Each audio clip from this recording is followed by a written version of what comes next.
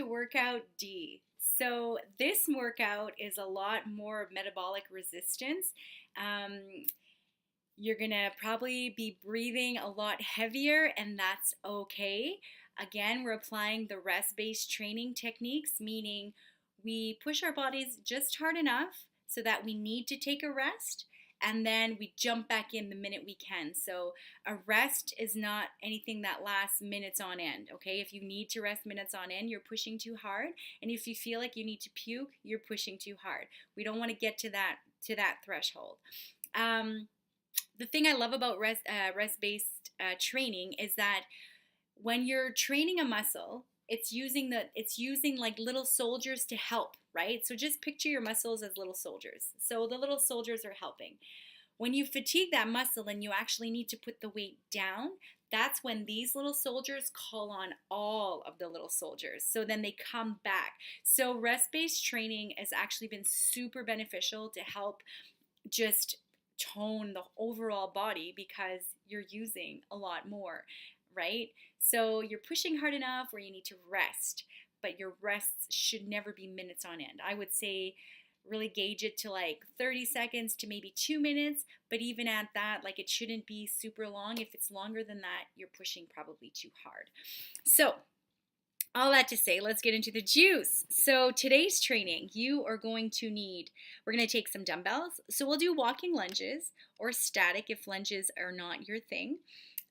Jump squats, dumbbell swings, and thrusters. So for the walking lunges, first of all, let's make sure that you feel good performing the forward lunge.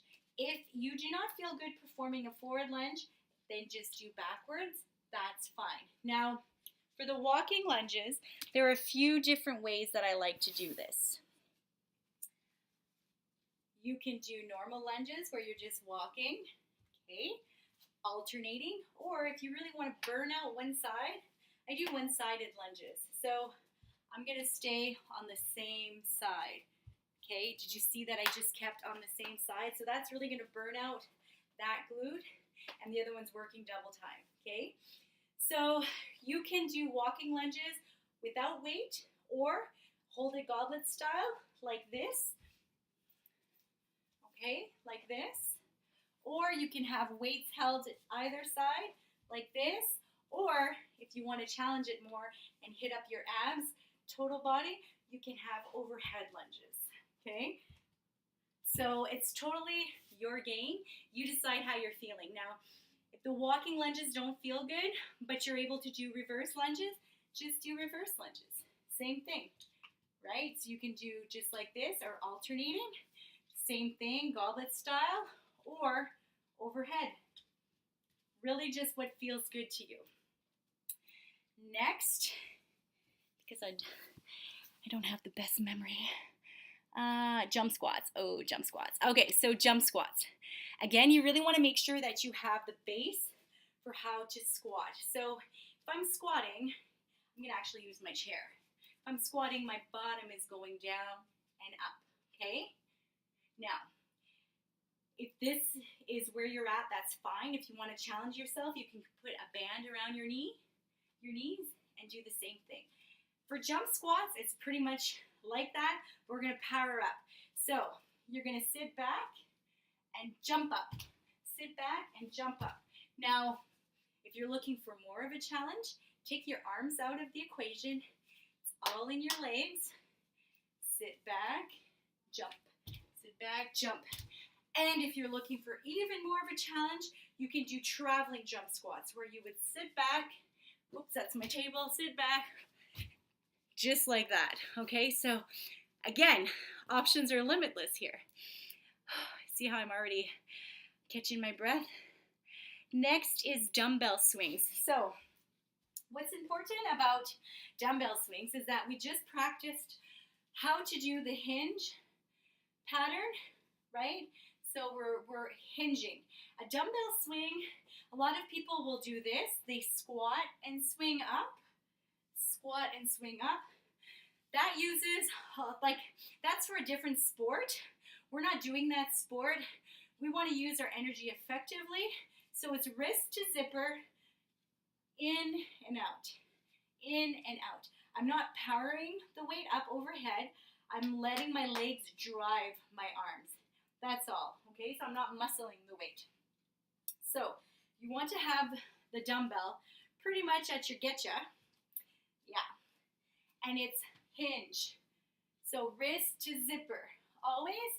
And you squeeze your glutes and your legs up, okay?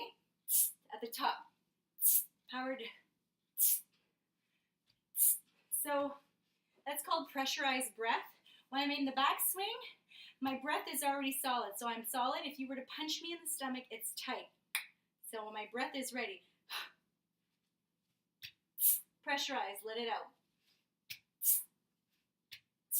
Okay, so that is how you do dumbbell swings, or if you have a kettlebell, it's actually a lot more, I love kettlebells because I feel more solid in them, but if that's all you have is dumbbells, it's the same thing. But if you had a kettlebell, you would just hold the handle and it's wrist to zipper. The last move is called a thruster. Now, a thruster is basically a squat with an overhead press. So what you're going to do is you're going to situate your weights up on your shoulders, okay? And you're going to squat down, squat to what feels good, push up, squat, push up, okay? So again, if I show you from the front, squat, push up, squat, push up. So you'll be doing 10 of those. So again, set your timer for what feels good to you today. Form over ego, moving from one exercise into the next, resting when you need to. And yeah, for your walking lunges is 10 each leg, just in case. So 10 each leg, jump squats is 10, swings are 20, and thrusters are 10. So count how many rounds you can get done. Let's say if you're doing 25 minutes, count how many rounds you can get done today. Or if you want to challenge yourself, just do 5 rounds, 4 to 5 rounds, time yourself.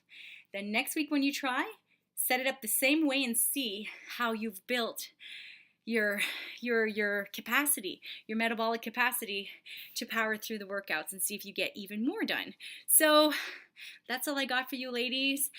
Workouts for February will be released near the end of January just to get you going. And that's all I got for you. So peace, love.